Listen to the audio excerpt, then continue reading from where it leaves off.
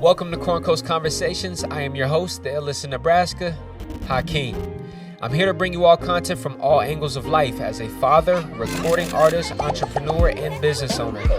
I'm here to spark conversations on various topics from politics, conspiracies, music, culture, and current events. So join me on this journey through the lens of my human experience from right here in the Corn Coast. I'm excited to have you all along for the marathon.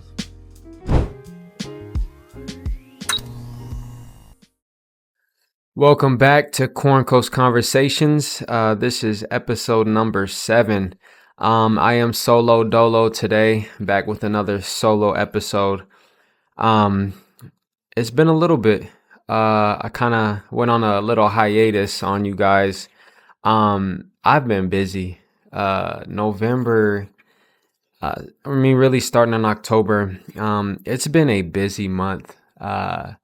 Been doing renovations at the Corn Coast Company facility, so we expanded the barbershop to allow us to have more chairs.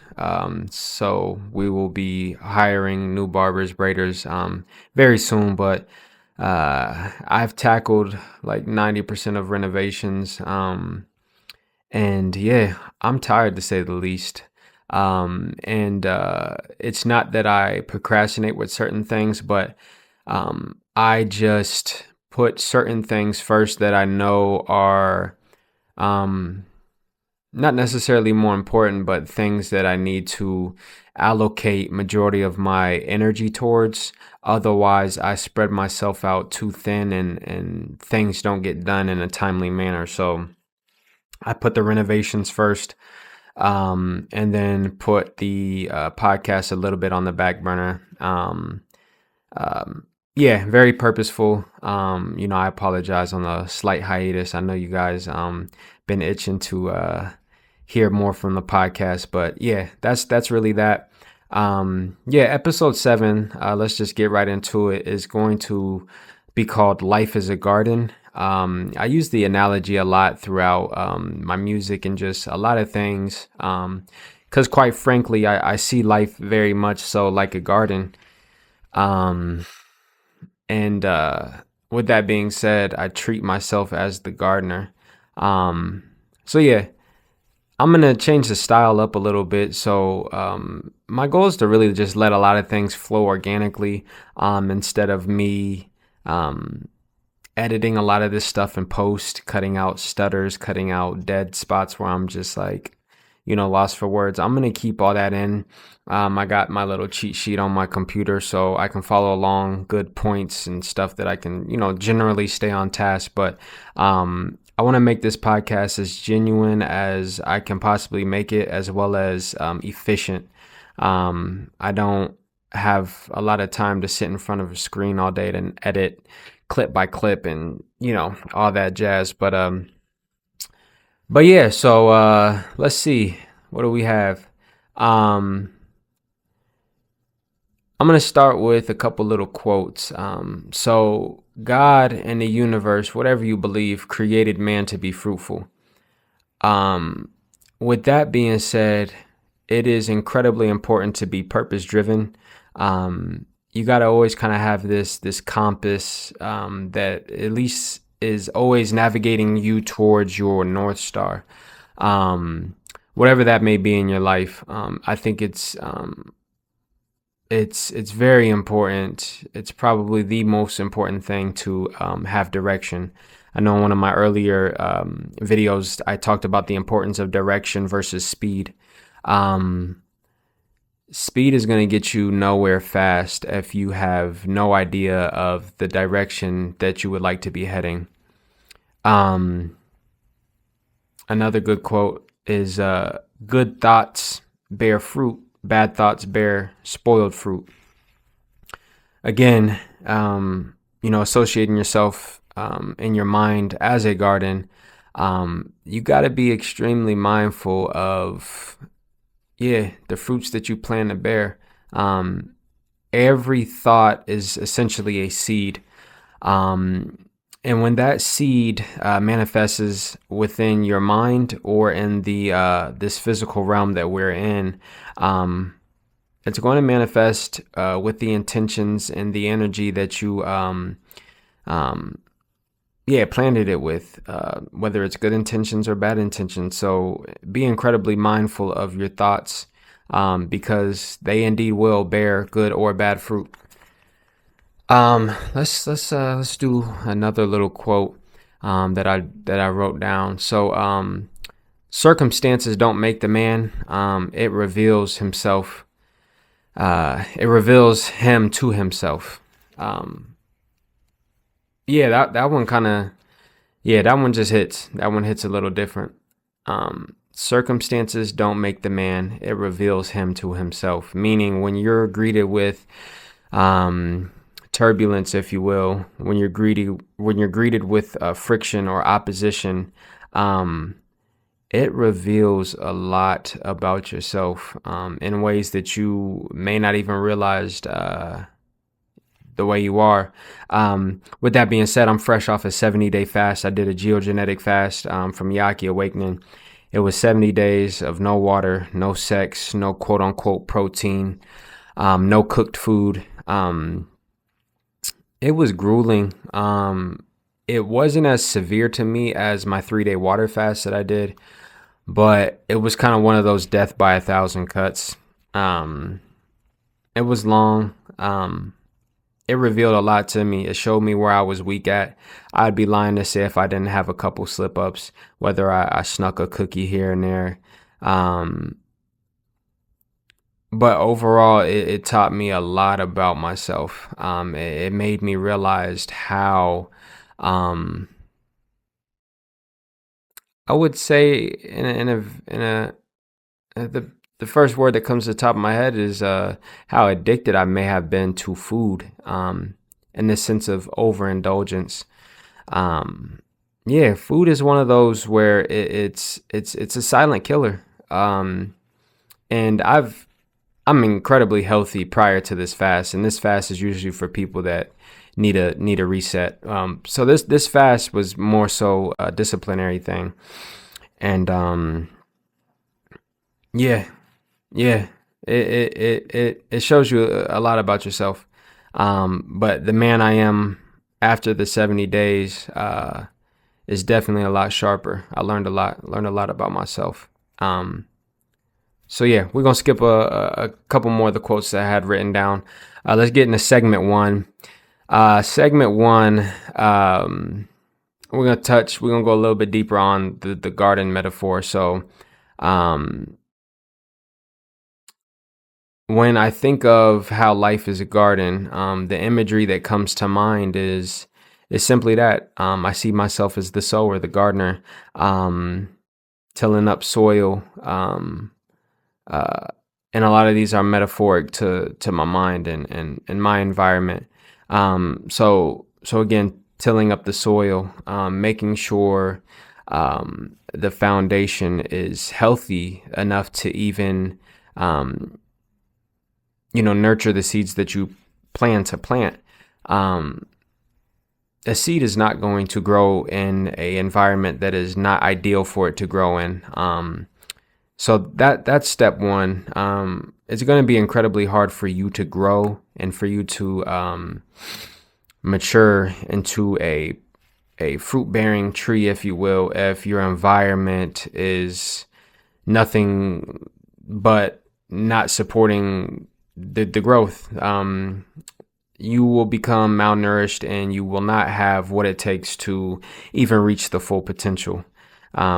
So your environment is incredibly key to, to grow, to prosper, to evolve into your higher self that you plan to obtain. A specific moment in my 20s. So another thing that I forgot to share. So this month as well, the month of November, is also my birthday month. I am 29 years old, and I am getting ready to close the decade of my 20s with grace. I am going to be 30 years old November 26th, and I am not going to lie, I am looking forward to it. The reason why I'm so tired and the reason why I'm finishing up these renovations with the the shop is because I wanted to finish out my 20s with a bang. I can honestly say it was one of those um, grind hard in your 20s. That way you set yourself up for success, later. Life is either hard now, easy later, or easy now, hard later. And the life that I envisioned, and the life that I am building, and the foundation that I laid was to ensure that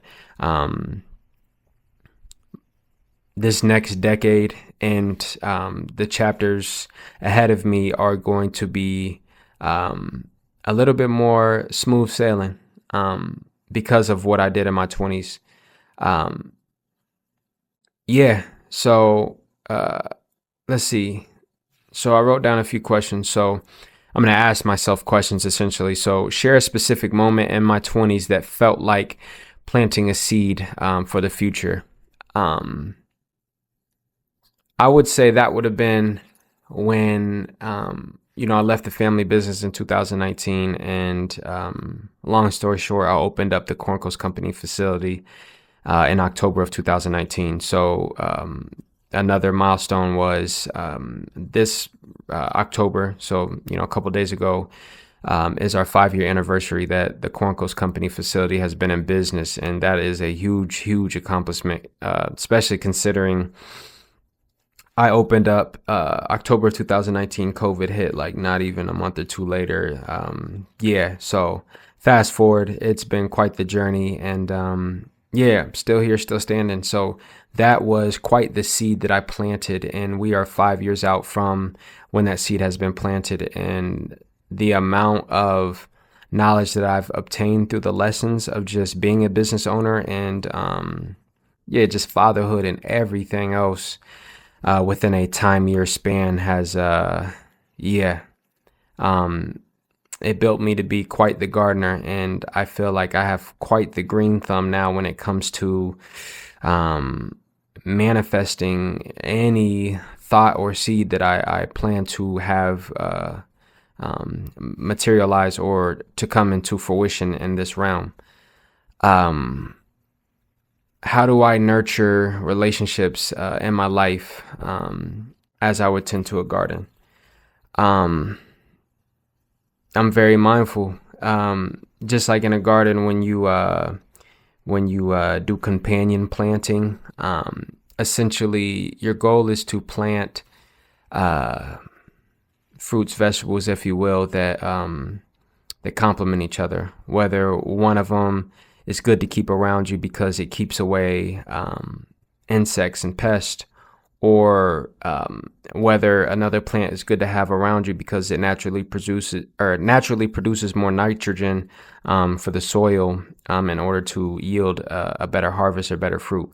That's the same way I treat my relationships around me. Excuse me.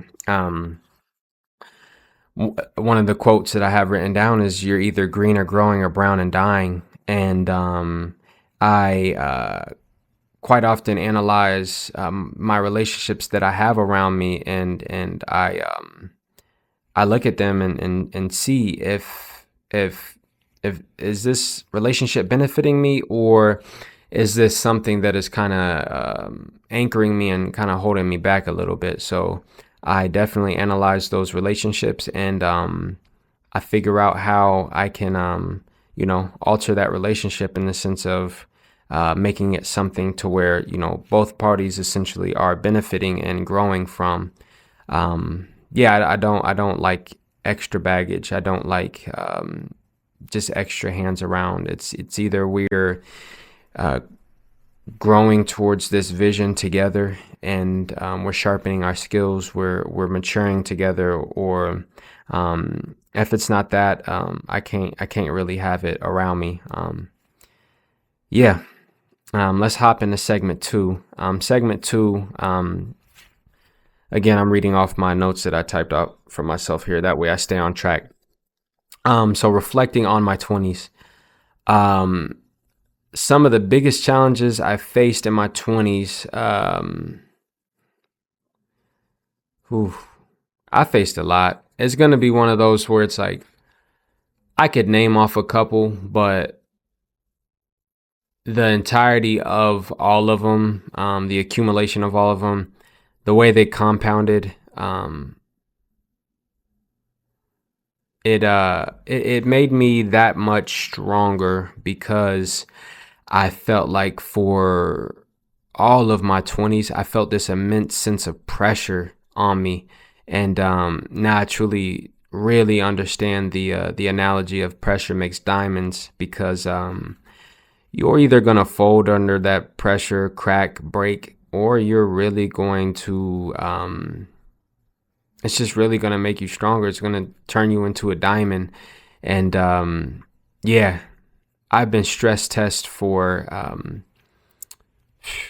over a decade. And yeah, I see why.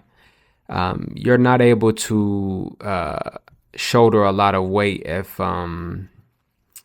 you ain't built the foundation to support the weight. Essentially, I like to use the analogy as essentially a skyscraper. I know a lot of people plan to you know scale up, whether it's with business, financially, or even self development. You cannot scale this hypothetical building. Metaphorically, which is going to be you again, your business, financially, whatever. You can't scale this structure, the infrastructure, if the foundation is not solid. If you don't have that cornerstone, again, that compass, that North Star, on top of having a very solid foundation, you can try to scale up, but it's just not going to last. It won't take nothing but a gust of wind, a slight earthquake.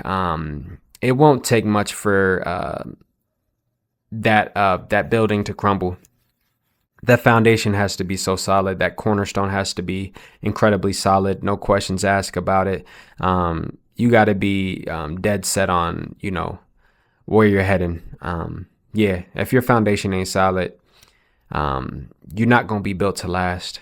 And that's one of the biggest things I learned in my 20s. Again, I could name off a few big L's that burnt a little bit. But again, that the 1,000 cuts is where I really learned a lot. Obviously, again, I bumped my head several times, but yeah, always got back up. Always found the lesson within the obstacle that I'm always greeted with.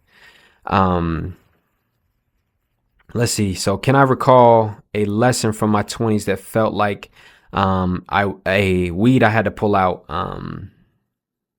Again, I feel like it's just way too many to count. Being a gardener and treating your life as a gardener, you have to be incredibly mindful of the weeds. And metaphorically, the weeds in your mind, if you do not take control of those, they are invasive. God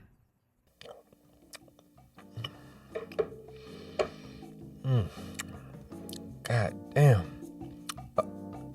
Oh, I didn't see you guys there. This commercial is brought to you by Honest and Sweet, one of the most authentic at-home bakeries there is out there.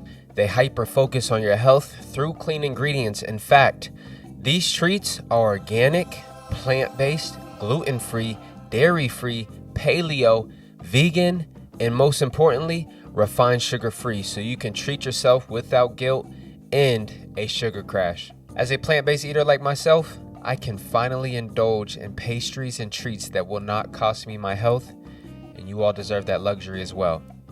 So go visit honestandsweet.com and place your order today. Oh, one last thing. If you use the discount code CCConvo10, you get 10% off.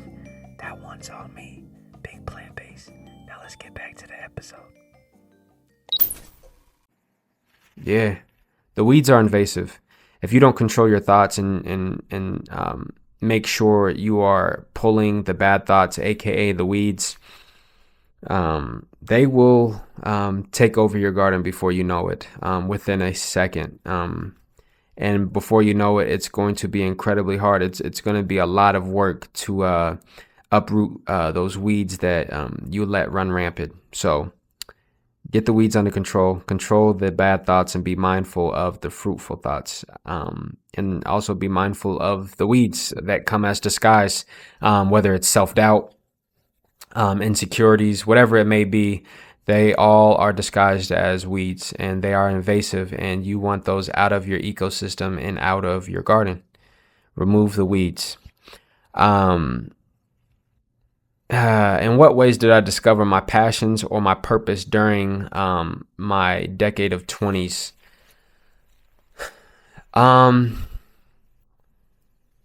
It's been a continuous journey. You honestly are going to find and lose your passion quite often. But that goes to say my purpose always been, my purpose always remained constant, but the passion come and goes at times. But that's where the discipline and the foundation keeps you centered. Yeah. There was a lot of times where I kind of felt like I was just kind of going through the motions. Things were going good, things were successful, but I just felt like I was kind of going through the motions. I was PRing every month, whether it was financially, in the gym. And I specifically remember talking to one of my clients. I'm like, man, like I'm conquering every mountain in my life essentially, and I just don't feel accomplished or fulfilled. And he said, you know what it is? I said, what? He said it's because you're not living in your God-given purpose, which again is music. I kind of put music on the back burner as I do things, as I explained at the beginning of this video. Sometimes I need to tackle business in order to free my mind to be creative. It's hard for me to be creative and make music when the workload with business is just piled up. I can't free myself and I can't separate the two. I got to clear my workload, and then I can go be creative. So yeah, that's how I kind of consistently find and fall off from my passions. It comes and goes. But again, the discipline is going to keep you centered and balanced. It's going to allow you to wake up and do the things that you simply do not like to do. The discipline is going to allow you to do it, whether you want to do it or not. It's going to be that contract again that you sign with yourself, that you committed to, and yeah, that discipline is everything. Segment 3. So the transition to my 30s. What are my hopes for this next chapter in life? Oh man. I'm so excited for my chapter 30s. I used to have a lot of peers around me be like, man, you getting old, like you ready for it? I'm more than ready because my soul still feels young. My soul very much is young, and I am young as well. And truly, my 30s feel like I'm finally being born. Because of all the lessons that I learned in my 20s, it's like now I'm going into this next decade with a solid toolbox. And I know any obstacle that I'm greeted with, I will know how to approach it. Before I was crawling, stumbling, as an infant would. And now I know how to walk. Now I can start to jog a little bit, start to run. But before, I'm crawling, I'm bumping my head, I'm falling on my ass, exactly how a child would be. Now I'm on my 2 feet. I got my balance now. Now it's time to pick up speed, and now it's time to move way more efficiently with the knowledge that I've obtained in my 20s. How do I plan to cultivate and grow the lessons learned from my 20s? Again, just knowing how to approach things differently, whether that's emotionally, mentally. I just feel like I'm a little bit more seasoned now. I feel like a vet, young OG. I truly feel like I'm just way more equipped to handle more situations. I feel like I have more introspection when I'm looking at things or when things are happening for me. I'm able to see the lesson a lot quicker. I'm able to identify why exactly these things are happening for me. I can find the good in it immediately. I don't see anything as bad anymore. It's always, what am I trying to be taught here? And the moment I understand the lesson and understand the assignment, I'm like, okay, cool. I don't dwell on situations. It's not woe is me. It's like, okay, where's the lesson in this? Figure it out, learn the lesson, move on. You realize that you're much smarter from um, those obstacles, and once you figure it out, you can put that lesson learned in your back pocket, and you can move forward with grace. So yeah, that's how I plan to move. In my 30s. Um, what do I think the most significant changes that will come with this new decade? Um, I really don't know. I have no clue. I have no clue, but I'm also like eager to I really enjoy and embrace the unknown now because I have such a strong sense of confidence that um I've proved to myself through these years that I can keep the boat afloat. So moving with that level of confidence, I don't walk in fear of anything that may go left. Yeah, I know I can handle any situation and weather the storm now. So looking forward to, yeah, I'm just looking forward to my 30s. Man, I'm eager. I'm eager. I know by 35, by 35, I plan for my life to look like a 67-year-old, like retired person, like real life. I'm always gonna be working, but yeah, I'll be able to travel where I want, take my family places where I want. So yeah, this next 5 years is going to be a beautiful, beautiful next chapter. Um, Segment 4: personal growth and self care. How do you practice self care and personal growth akin to tending to your garden? The self care is I'm actually learning a lot about that this month. Being this month of November, um, being my birthday month, one of the biggest things that I learned, and this could just be me, I don't know. I've always been weird about this, and it's probably I learned why I'm like this way. So, my birthdays are so serious for me. Um, and I just recently kind of realized why I take my birthdays so seriously. Some don't, some do. How I grew up in the Nation of Islam, we didn't celebrate shit like even like Ramadan and all the other holidays that were meant for us. Like we didn't even celebrate those, bro. Like so, like Christmas, Thanksgiving, none of that shit. Like Halloween, trick or treating, like I wouldn't say we missed out on that, but we didn't partake in none of those holidays. So all we really had was our birthdays. And me being older now, um, one of the things I had to realize to stop doing, because I always would call it like the birthday blues. I would have this idea or just how I thought my birthday would go, and it never really necessarily meted my expectations.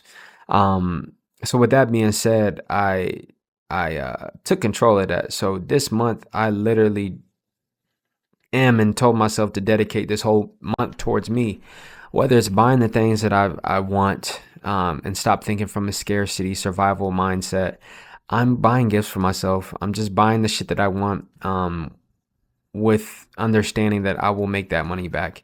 I always have, though I think from a scarcity mindset at times. I always figure it out. So I'm buying shit for myself. I'm I'm leaving it in my hands to make this birthday how I want it to be versus putting a lot of external um, reliability, whether it's on Sabrina or friends or anything like that, to quote unquote make my birthday special.